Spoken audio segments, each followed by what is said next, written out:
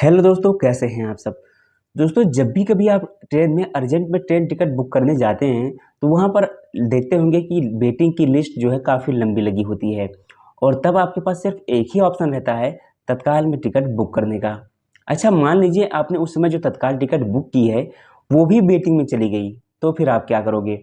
अब ऐसे में आपके मन में सवाल उठता होगा कि क्या तत्काल वेटिंग के साथ आप यात्रा कर सकते हैं या फिर नहीं कर सकते हैं, या आपकी जो तत्काल वेटिंग है वो कंफर्म होगी कि नहीं होगी।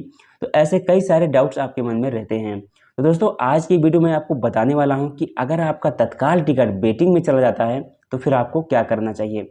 इसके अलावा मैं आपको ये भी बताऊंगा कि क्या रीज़न होता है कि आपका जो तत्काल टिकट है वो वेटिंग में चला जाता है और उसको कैसे सही भी करना है।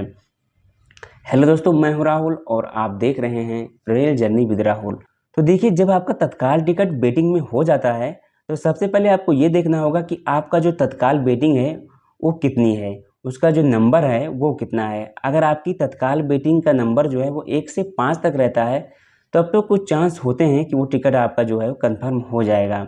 लेकिन अगर वही ये वेटिंग जो है 5 से ऊपर होती है तो आप भूल जाइए कि आपका जो तत्काल वेटिंग है वो कन्फर्म भी होगा। अब आप सोच रहे होंगे कि ऐसा क्यों है, तो देखिए इसके कई सारे रीज़न हैं जिनको हम एक एक करके आगे समझते हैं। पहली बात, किसी भी ट्रेन में तत्काल टिकट का जो कोटा होता है वो बहुत ही कम होता है और जिन पैसेंजर का तत्काल टिकट कंफर्म हो गया है उनके कैंसिल करने के चांसेस जो है ना के बराबर होते हैं। अब यहाँ पर ध्यान दीजिएगा कि ऐसा क्यों, क्योंकि जिस यात्री ने ठीक एक दिन पहले ही अपनी तत्काल टिकट को बुक किया है वो उस टिकट को कैंसिल ही क्यों करेगा, और वो भी उसको पता है कि तत्काल टिकट जो कि कंफर्म है उस पर उसको एक भी रुपये का रिफंड नहीं मिलने वाला है अगर वो टिकट को कैंसिल करता है तो।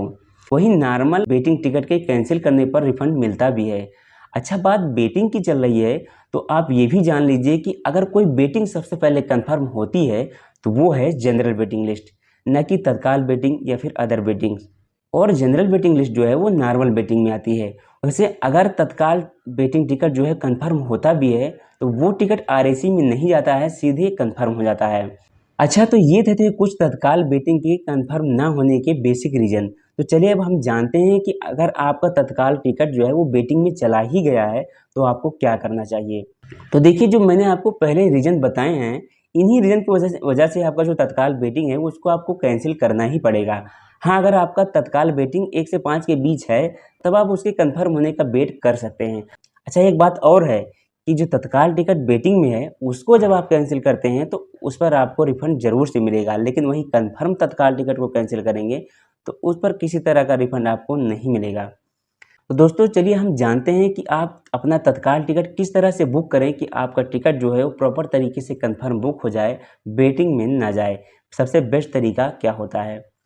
तो देखिए, मेरी पर्सनल सलाह ये रहेगी कि अगर आपको तत्काल टिकट कंफर्म बुक करना है तो सबसे बेस्ट तरीका है कि आप उसे खुद से ना बुक करके स्टेशन से जाकर काउंटर से बुक कराएं। क्योंकि जब आप खुद से तत्काल टिकट बुक करते हैं तो उसमें सबसे बड़ा इशू जो आता है वो आता है सर्वर प्रॉब्लम का या फिर नेटवर्क इशू, जिसके कारण आपका जो टिकट है यह तो बुक नहीं हो पाता है, या फिर अगर बुक होता भी है लेट में तो वो वेटिंग में चला जाता है।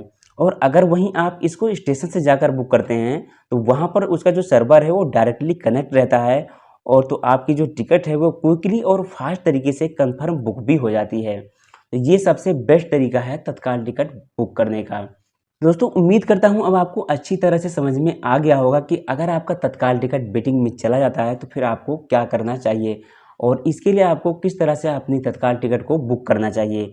वीडियो थोड़ा लंबा ज़रूर से हो गया है, लेकिन उम्मीद करता हूँ आपको सारी चीज़ें अच्छी तरह से समझ में आ गई होंगी और कोई भी डाउट अब आपको नहीं होगा।